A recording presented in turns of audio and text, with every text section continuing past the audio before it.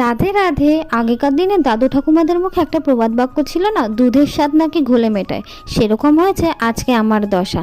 আর এদিকে দেখো, বাড়ির বাইরে বেরিয়ে দেখি কতগুলো কুচুমুচু কুকুরের বাচ্চা মায়ের পেছন পেছন ঘুরছে, একটু মনে ভালোবাসা পাবে তার জন্য। এবার আমি বলি, কেন বললাম দুধের স্বাদ ঘোলে মেটানোর কথা? আমার না শীত পড়ার সাথে সাথেই খুব খেজুরের রস খেতে ইচ্ছে করছে। বাবাকেও বললাম, বাবা দুদিন চেষ্টাও করলো আনার জন্য।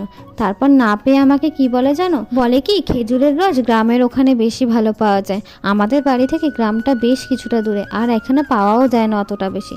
তাই বলে কি, যা তুই একটু আখের রসই খেয়ে আয়। বলো তো, খেজুরের রস খেতে চেয়েছি, এদিকে বলে আখের রস খাওয়ার কথা।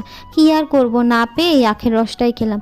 জানো তো, ছোটোবেলায় যখন মামা বাড়িতে যেতাম, মামার কাছে আবদার করলেই সেই খেজুরের রস নিয়ে আসতো। কি যে মজা হতো। যাই হোক, ওটাও আমার কাছে একটা নস্টালজিয়ার মতন। তারপরে আমি আর গরু দেখতে দেখতে আজকের ভিডিওটা এখানেই শেষ করলাম। চলো টাটা।